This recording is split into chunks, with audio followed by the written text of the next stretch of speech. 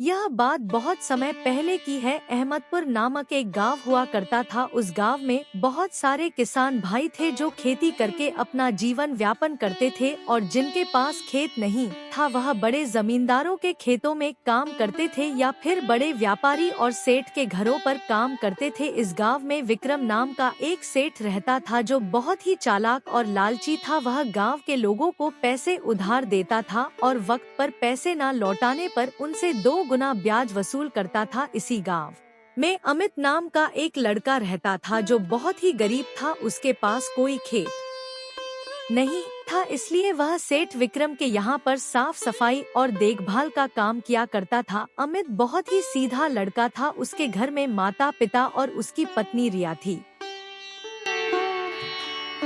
आप और आपके सेठ जी जरा सी देर क्या हो जाए, पूरा घर सर पर उठा लेते हैं। रुको अभी लगाती हूँ खाना, आप जरा बैठ जाओ। नहीं रिया, इसे नहीं कहते, वह हमारे अन्नदाता है। आखिर हम यह जो कुछ भी खा रहे हैं सिर्फ उनकी वजह से ही खा रहे हैं। अरे यह क्या सब्जी नहीं है?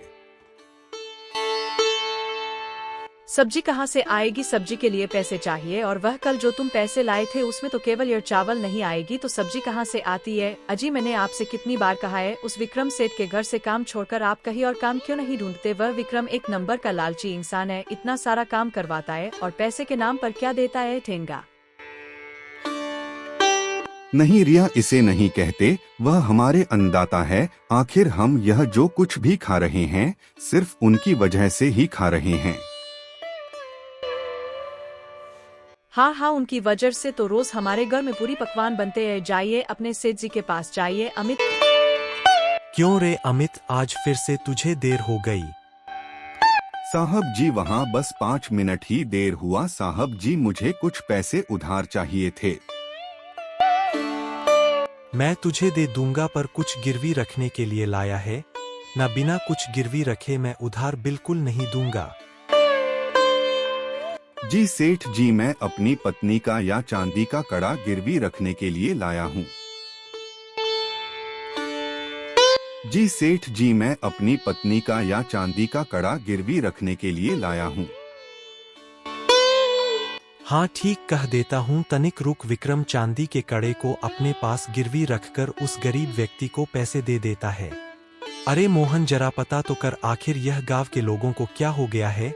इन्हें पैसे वैसे नहीं चाहिए क्या? साहब जी मैंने सुना है इस गांव में एक नया सेठ आया है जो बहुत ही अमीर है। पूरे गांव में उसी की चर्चा हो रही है और आजकल गांव के लोग उसी से पैसे उधार ले रहे हैं। और सुना है कि वह सेठ बिना कुछ गिरवी रखे पैसे उधार देता है। अगले दिन विक्रम उस नए सेठ रोहन के घर पहुंच जाता है। जब विक्रम रोहन के घर पहुंचता है तो वह वहां देखता है कि उसका घर तो विक्रम से भी ज्यादा सुंदर था। विक्रम को मन ही मन उस रोहन से ईर्ष्या हो रही थी। भाई रोहन, मैंने सुना है तुम गांव के लोगों को पैसे उधार देते हो, और वह भी बिना कुछ गिरवी रखे, और ब्याज भी नहीं लेते।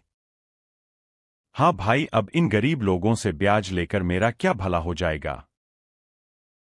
अरे रोहन, यह तुम बहुत बड़ी गलती कर रहे हो। इन गांव वालों को इतना भोला मत समझो। अगर बिना ब्याज के पैसे देने लग गए ना। रोहन, बस थोड़ा बहुत उनके काम आ जाऊं, और क्या चाहिए? हमारे पास तो भगवान का दिया सब कुछ है। अरे भाई, यह पुण्य तुम्हें ही कमाना है, मैं यह पुण्य कहीं और से कमा लूंगा। इतना कहकर विक्रम वहां से चुपचाप खिसक लेता है। रोहन के घर में उसकी बीवी और बेटा था। बेटा शहर में पढ़ाई करता था और हफ्ते में छुट्टियों के समय अपने घर पर अपने माता पिता से मिलने आ जाया करता था। अभी थोड़े ही दिन पहले रोहन का बेटा उनसे मिलने आया था और छुट्टियां खत्म होने के बाद वह वापस शहर पढ़ाई के लिए चला गया था। वहीं दूसरी तरफ विक्रम घर आ जाता है और वह सारी रात रोहन के घर के बारे में ही सोचता है। ऐसा सोचकर विक्रम के मन में एक विचार आता है और वह रात के समय चुपके से अमित के घर पहुंच जाता है और वहां से उसके कपड़े चुरा करके पहन लेता है। ऐसा सोचकर विक्रम चुपके से रोहन के घर पहुंच जाता है और उसकी तिजोरी में से पैसे और जेवर चुराकर वहां से भाग जाता है। सुबह जब रोहन की आंख खुलती है तो उसके घर में कोहरा मच जाता है। हे भगवान, हमारे घर में चोरी हो गई है। ना जाने कौन कमबख्त रात को चोरी से आया और घर का सारा पैसा और जेवर चुरा ले गया। थोड़ी देर में रोहन के घर पर पुलिस भी आ जाती है और रोहन उन्हें सारी बात बताता है। पुलिस गांव के लोगों से पूछताछ करती है, मगर पूछताछ से कोई फायदा नहीं होता, किसी को कुछ पता नहीं होता। एक हफ्ते बाद जब पुलिस वापस रोहन के घर आती है तो वह बताती है